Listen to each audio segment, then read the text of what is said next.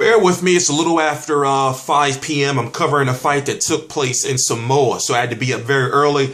But, you know, it's a long weekend snowstorm here in Philly. I'm T Street Controversy. This is T Street Controversy Live. There's a heavyweight that's very good and up there along the lines of Anthony Joshua that no one's really talking about. His name is Joseph Parker, 18-0 with 16 KOs, fought a fighter by the name of Jason Bergman. And basically, he's ranked... Okay, put it this way.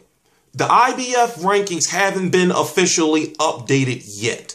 But from my math, from my research, Joseph Parker is going to be ranked either number 2 or 3 behind Anthony Joshua by the IBF now that Charles Martin is the champion, now that Zara Glaskov won't be fighting for more than a year or so, and also you have Erkan Teeper, who's pretty much going to be wiped off of everyone's ranking soon because of his steroid issues. I'm T Street Controversy. This is T Street Controversy Live. Him and Anthony Joshua are at the same point in their career right now. Now, another thing that must be noted is that you have Tyson Fury, who's the WBO champion, WBO and WBA. And with the WBO, you got Anthony Joshua ranked as the number 1 contender for the WBO title. And then Joseph Parker also number 2. Joseph Parker is also ranked number 7 or 6 by the WBC as well. So this is a guy who is ranked and nobody's talking about him. He's undefeated and he's very, very good. So what I would have liked to seen from him tonight is, or this morning, I would have liked to seen him got the knockout a little bit earlier. And at this point in time in his career, it's time for him to start fighting names that we know, or maybe start going after names within the top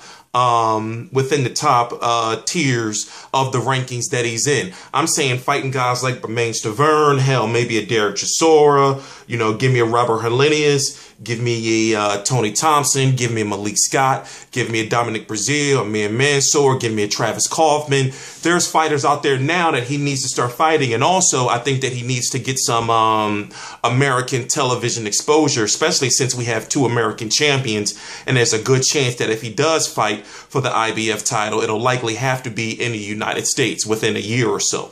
So right now, I'm thinking with the names I've mentioned, and there's a lot of other names too, it's time for him to start branching out more. Now, he's a humble dude. He's not a guy that's going to go out there and talk major shit, but he does back it up in the ring.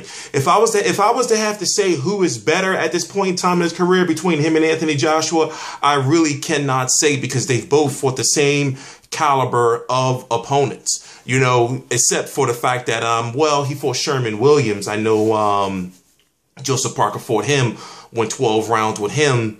And right now, I mean, really, you really can't say too much outside of the fact that, well, they're contenders now. Joseph Parker is not a prospect anymore. With his high-ranking status, he's a contender now. And me being in the United States, it's a shame that I gotta wait until the fight's posted on YouTube, you know, or stay up to ridiculous hours in the mornings to watch his fight. But no disrespect, because I know in other countries you have to do the same thing when it comes to fights. But I'm T Street Controversy. This is T Street Controversy Live. I expect the big 2016 from him. It'd be great if maybe he can get a fight on PBC. I don't know against who, but, you know, maybe on HBO or Showtime. Somebody over here in the United States got to pick up on his fights, especially since he's a contender now, and especially since we don't know what route Anthony Joshua is going to go, because Joseph Parker's career right now depends on what route Anthony Joshua is going to take, because right now you have Anthony Joshua who's slightly ahead of him in the rankings, but Anthony Joshua is ranked very high by the WBC and also on the path to a WBC title if he waits for the winner of Alexander Povetkin versus Deontay Wilder.